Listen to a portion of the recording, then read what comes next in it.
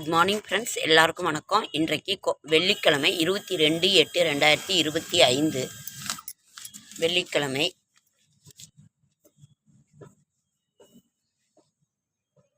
August மாதம் விஸ்வாவசு வருடம் ஆவணி மாதம் 6ஆம் நாள் வெள்ளிக்கிழமை. தேய்பிறை சதுர்தசி திதி மதியம் 12:53 வரை. அதற்கு பிறகு அமாவாசை திதி 12:53 வரைக்கும் சதுர்தசி. அதற்கு பிறகு அமாவாசை. அமாவாசைனாவே நமக்கு முன்னோர்கள் வழிபாடு தான். அதை நம்ம முன்னோர்களுக்கு 12 மணிக்கு அமாவாசை திதி 12 மணிக்கு மேல். நட்சத்திரம் அதிகாலை 1:40 பூச நட்சத்திரம். அதற்கு பிறகு ஆயில்ய நட்சத்திரம். இன்னைக்கு இது நல்ல நேரம் என்கின்ற சுபகோரை 9 to 10:30. ராகு காலம் காலை 10 to 12. நம்ம எப்போவுமே வெள்ளிக்கிழமை ராகு கால பூஜை பண்ணுவோம், அதையும் செய்வேன். யமகண்டம் மதியானம் 3 to 4:30. குளிகன் காலை 7:30 to 9. சூளம் மேற்கு. பரிகாரம் வெள்ளம். சந்திராசிரமம் தனுசு. அமாவாசை திதி வாஸ்து நல்ல நேரம் இன்று காலை 7:30 to 8 மணி வரைக்கும் இருக்குது. சூரிய உதயம் 6:07. அஸ்தமனம் மாலை 6:25. சந்திர உதயம் அதிகாலை 5:17 மாலை 5:51. ஒரு நாள் என்பது அதிகாலை 12 மணி முதல் இரவு 11:51 வரை. இன்றைய ராசி பலன். நாம் இன்னைக்கு நம்ம இப்போ பிள்ளையார் சதுர்த்தி விரதம் இது பண்ணிக்கிட்டு இருக்கிறோம். வருகின்ற புதன்கிழமை பிள்ளையார் சதுர்த்தி. மேஷம் அஸ்வினி உழைப்பால் உயர்வு காணும் நாள். இன்றைய கிரக நிலவரம். மேஷம் அஸ்வினி உழைப்பால் உயரும் நாள். பரணி உறவினர்கள் உங்களை தேடி வருபவர். கார்த்திகை சாதுரியமாக செயல்படுவீர். ரிஷபம் கார்த்திகை முயற்சி வெற்றியாகும் நாள். ரோகிணி செல்வாக்கு உயரும். மிருகசீரியிடம் உங்களுக்கு தடையாக இருந்தவர் விலகிச் செல்வர். மிதுனம் பிறரிடம் பேசும்போது கவனம் தேவை. திருவாதிரை எதிர்பார்த்த பணம் வரும். புனர்பூசம் பெரியோரின் உதவி கிடைக்கும். கடகம் குழப்பத்திற்கு இடம் கொடுக்க வேண்டாம். பூசம் நீங்கள் மேற்கொள்ளும் முயற்சியில் வெற்றி உண்டாகும். இழுபறியாக இருந்த பிரச்சனை தீர்வு காண்பீர்கள். ஆயில்யம் தேவையற்ற சிந்தனை மேலோங்கும். சிம்மம் செலவில் கவனம் தேவை. அலைச்சல் அதிகம். பூரம் அலைச்சல் அதிகரிக்கும். திடீர் செலவு உண்டாகும். உத்திரம் வியாபாரத்தில் ஏற்படும் பிரச்சனை விலகும். உத்திரம் யோகமான நாள். அஸ்தம் கண்ணீல மேற்கொள்ளும் முயற்சி லாபம் கிடைக்கும். சித்திரை வியாபாரத்தில் முன்னேற்றம் ஏற்படும். துலாம் வியாபாரத்தில் ஏற்பட்ட நெருக்கடி விலகும். சுவாதி சிந்தித்து செயல்படுவீர்கள். விசாகம் தொழிலில் இருந்த போட்டி எதிர்பார்ப்பு விலகும். விசாகம் எதிர்பார்ப்பு நிறைவேறும் நாள். அனுஷம் சமார்த்தியமாக செயல்படுவீர்கள். கேட்டை பிறரை நம்பி ஈடுபடும் வேளையில் எச்சரிக்கை தேவை. தனுசு மூலம் முயற்சி இழுபறியாகும். பூராடம் உங்களுடைய எதிர்பார்ப்பில் இழுபறி ஏற்படும். உத்திராடம் வெளியூர் பயணத்தில் எதிர்பாராத சங்கடங்கள் தோன்றும். உத்திராடம் மகிழ்ச்சியான நாள். திருவோணம் வாழ்க்கை துணை ஆலோசனை தரும். அவிட்டம் நண்பர்களால் முயற்சி வெற்றி காண்பீர். கும்பம் அவிட்டம் நினைப்பதை சாதிக்கும் நாள். சதயம் உடல்நிலையில் ஏற்பட்ட பாதிப்பு விளங்கும். புரட்டாதி உங்களுக்கு எதிராக செயல்பட்டவர் விலகிச் செல்வர். பூரட்டாதி முன்னேற்றமான நாள். உத்திரட்டாதி உத்தியோகத்தில் ஏற்படும் பிரச்சனை சரிசெய்ய. ரேவதி பிள்ளைகளால் நன்மை உண்டாகும். பொதுப்பலன். மிருகசீரிடம் சித்திரை அவிட்டம் நட்சத்திரம் பிறந்தவர்களுக்கு நினைப்பது நடக்கும். எதிர்பார்த்த பணம் வரும். கன்னி ராசிக்காரர்களுக்கு புதிய வாய்ப்பு தேடி வரும். நெருக்கடி விலகும். கடவுளை நினை. உடம்பு தூய்மையாக இருந்தால் போதாது, உள்ளமும் தூய்மையாக இருக்க வேண்டும். பிறர் நம்மை துன்பப்படுத்தும் போது அவை பொறுத்து கொள்ள வேண்டும். பொறுப்பது மனிதத்தன்மை, அதை மறந்து விடுவது தெய்வத்தன்மை. உலகில் உள்ள அனைத்தும் கடவுளுக்கு சொந்தமானது. நாம் அனுபவிக்கும் எல்லாவற்றையும் அவரை சமர்ப்பித்த பின்னரே நாம் பயன்படுத்த வேண்டும். மனம் என்பது கடவுளின் இருப்பிடம். அதை தூய்மையாக வைக்க வேண்டியது நமது கடமை. நம்மளோட மனசை தூய்மையாக வச்சுக்கணும். அது நம்மளோட கடமை. ஓகேங்க ஃப்ரெண்ட்ஸ், நாம் இப்போ இன்றைக்கி வெள்ளிக்கிழமை. இன்றைக்கி அம்மனுக்குரிய நாள். நம்ம ராகுகால பூஜை 10 to 12.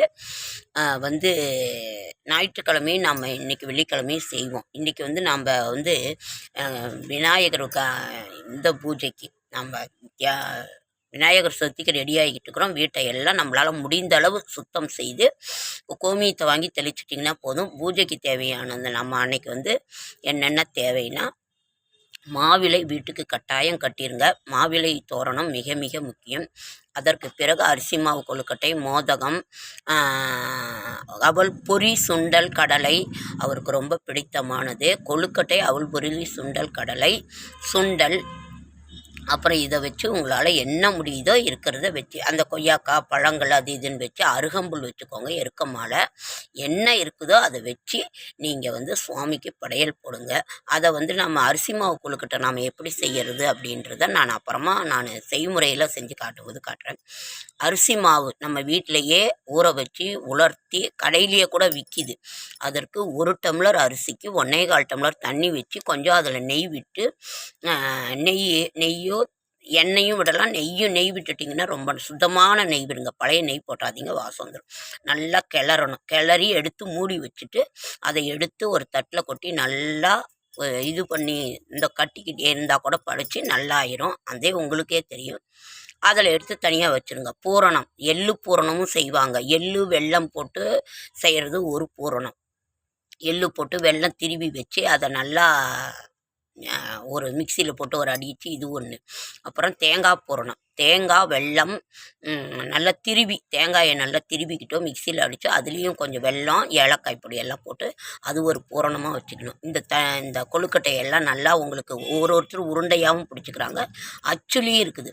அதை வச்சு உள்ளே வச்சு நீங்கள் இட்லி பானையில் வேவிச்சு வச்சு எடுத்து சுவாமிக்கு வச்சு படைக்கணும். நாங்கள் மோதகம் வந்து அரிசி கடலப்பருப்பு, இந்த பருப்பு கடலப்பருப்பு போட்டாலும் போடலாம், இல்லை கடலப்பருப்பு வடைப்பருப்பையும் நல்லா ஊற வச்சிடணும். ஊற வச்சுட்டு உப்பு வரமிளகாய் போட்டுட்டு நல்லா அரைச்சிட்டு வெங்காயம் பச்சை மிளகாய் போட்டு அதை இது பண்ணி நாங்கள் உருண்டை பிடிச்சி இட்லி பானையில் வேட்டில் வச்சு வேக வச்சு எடுப்போம். இதுதான் மோதகம்னு சொல்லுவோம். நாம் எங்கள் இது இல்லை மோதகம்னாலும் இந்த உருண்டையாக பிடிச்சிக்கிறாங்க. நம்ம வந்து கொழுக்கட்டை ஒருத்தர் தட்டையாக பிடிப்போம், ஒருத்தர் உருண்டையாகவும் நம்ம நல்லா செஞ்சுக்கிறாங்க. அந்த மாதிரியும் செஞ்சுக்கோங்க.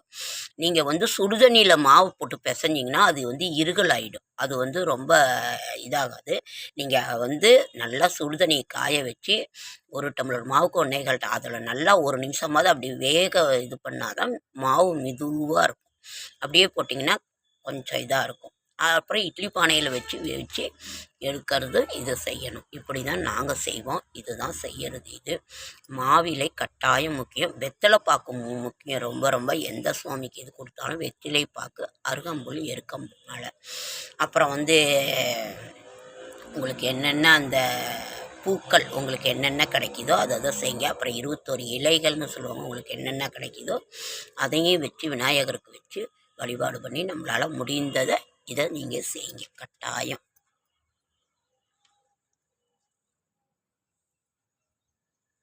தர்ப, கொழுக்கட்டை, பழம், தாம்பூலம், தட்சிணம் இவற்றை தட்டிலே எடுத்துக்கொண்டு மந்திரம் சொல்ல வேண்டும்.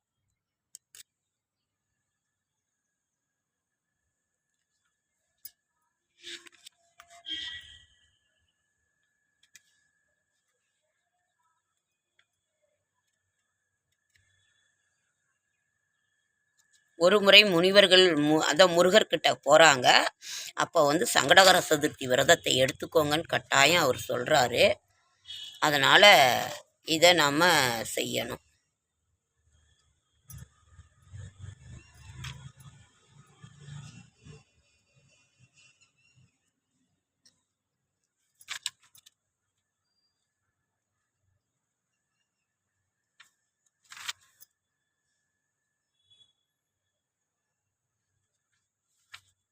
ஒருத்தர் கலசம் வச்சு செய்வாங்க. நீங்கள் கலசம் வச்சு செஞ்சு அப்புறம் 3ஆம் நாள் பிள்ளையாரை வச்சு ஒருத்தர் 3ஆம் நாள் மறுபூஜை போடணும். 3ஆம் நாள் வந்து கொண்டு போய் ஒருத்தர் விடுவாங்க, ஒருத்தர் வீட்லேயே வச்சுக்குவாங்க. அது உங்களுக்கு எந்த முறையில் இதாக இருக்குதோ அந்த மாதிரி நீங்கள் செய்யுங்க.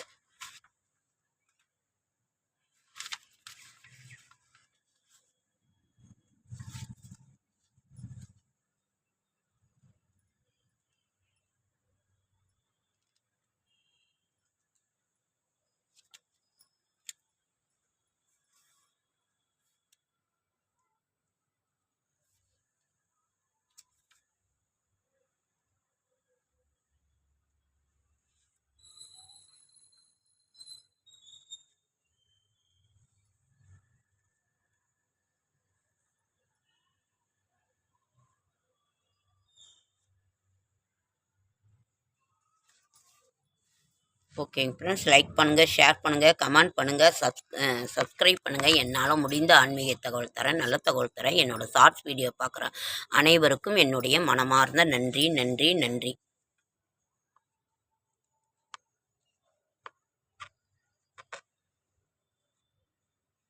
பஞ்சபாத்திர உத்திரணி இருந்தால் எடுத்து வச்சுக்கோங்க. அப்படி இல்லைன்னாக்கா ஒரு தேங்காய் பழத்தை உடச்சி ஒரு தண்ணி வச்சுருப்பாங்க. உங்களால் என்ன முடியுதோ அதை செய்யுங்க. என்ன இருக்குதோ சொல்லுங்கள். எதுவுமே இல்லைனாலும் ஒரு பொரி அவல் கொடலை சுண்டல் இதை நீங்கள் வச்சிங்கனாலும் வீட்டில் இருக்கிறத வச்சு நீங்கள் சொல்லுங்கள். ஓம் தத் புருஷாய வித்மகே வக்ரதுண்டாய தீமகி தன்னோ தந்தி பிரஜோதயாத். உங்களுக்கு என்ன செய்தோ தெரியுதோ அந்த இதை சொல்லுங்கள். ஓம் கணபதியே சரணம், கணபதியே சரணம் சொல்லுங்கள். பிள்ளையா அவருக்குரியது என்ன இருக்குதோ அதை சொல்லி நீங்கள் இது பண்ணுங்கள்.